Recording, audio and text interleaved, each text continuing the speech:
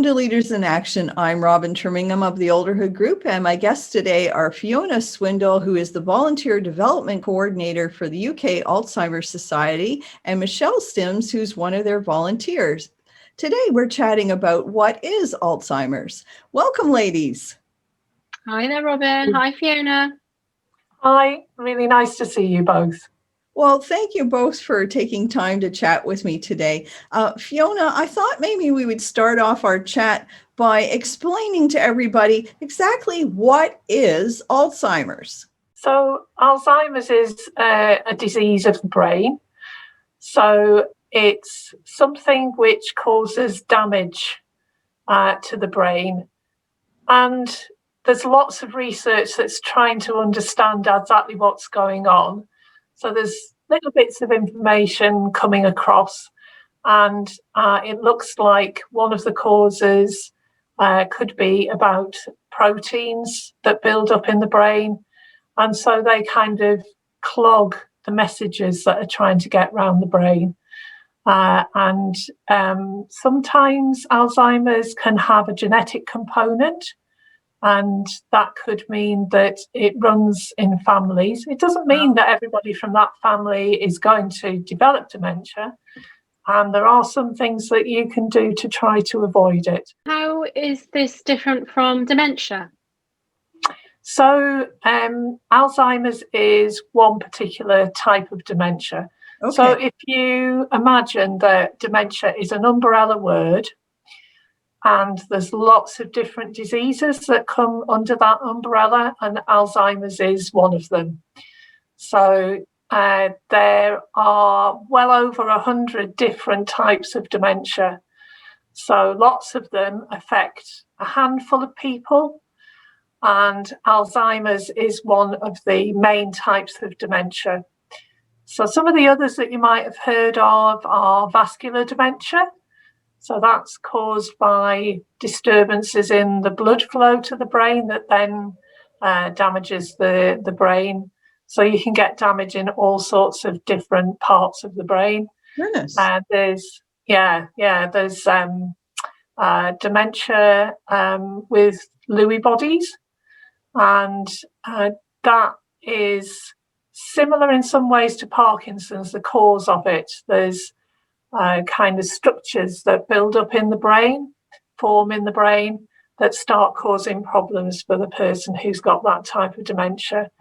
And that can cause problems for people in terms of their ability to control their muscles. So reaching out for things, moving smoothly, that kind of thing. So that's one of the effects of that particular type of dementia.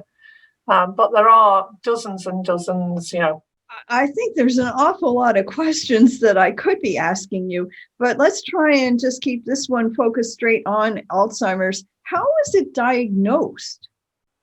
So for lots of people who develop Alzheimer's, the first thing that they tend to notice is they've got problems with their memory, their short-term memory. And that will sometimes prompt people to go and seek some kind of support from their GP, or, kind of an answer to their worries about their memory. And quite often the GP might do a bit of a memory test and ask the person to come, back after a while to do the memory test again. And one of the things that they can do, if there is concern that it could be Alzheimer's, is to get more of an answer through brain scans. So it is possible through different types of scans to see the damage to the brain. So that's another way of finding out if the person has Alzheimer's. With Alzheimer's, the person can often be slightly unaware of what's happening to them. And so they might not have the awareness that they have a problem with their memory that could be caused by a disease. So sometimes families encouraging them to go to the GP can be really helpful. But equally, it could be caused by something completely different. So urinary tract infections can cause problems with memory. So it's important to rule that out. If somebody's experiencing anxiety and stress or depression, that again can cause problems with memory. And for us women, it's one of the things that can happen when you get into the menopause. So it's really important if you are a bit worried, or, relatives are sort of saying, well, you've said that, a few times, or why do you keep losing your keys? That you do go and find out if there is a problem, because it could be something treatable. Alzheimer's, there are some treatments that can help with the symptoms, but it is a degenerative disease. Some of the other causes of memory problems are treatable, so it's important to rule those out to begin with. In terms of other symptoms there, Fiona, you mentioned memory as one of those early symptoms, which I think we kind of all recognise as being a key one. Are there other early symptoms that people might recognise or their families may recognise? So generally, the memory loss early on is the main one that people are going to notice. With some types of dementia, other types of dementia, there can be other things that happen, and it could be that people lose their ability to understand things like the face of a clock. So being, kind of able to read time, having a sense of how time moves, getting lost in familiar places again can be an early sign of dementia and Alzheimer's in particular. It could be tied in with other things that you're seeing, so not recognising people until they speak, because you don't recognise what you're seeing, but the part of your brain that controls what you're hearing and your understanding of what you're hearing, when that kicks in, you're getting a signal that's kind of telling you, yes, I do know this person.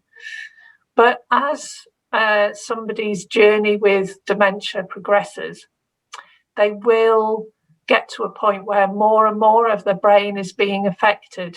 At later stages with the disease, functions of the brain that we really take for granted can be affected. So people's ability to swallow can be affected because that part of the brain has been damaged. People's ability to cough, to clear their lungs. So quite often a person with dementia will get some secondary illnesses that contribute to end of life. So somebody might, for example, get pneumonia because they're not able to cough in the way that they were, so they're not clearing their lungs, for example. So it is a very, very difficult disease for individuals and families to cope with. And currently, we don't have treatments that are going to offer people a cure. So that's why research into prevention and cure is so important. I agree. This is a fascinating topic. I think the best way to handle a subject like this is to just share as much good information as possible. You've been watching Leaders in Action. If you have a comment or a question about this series, you can reach out to us at Bill, that's BILL, @olderhood.com. And we look forward to chatting with you again soon. Take care, everyone.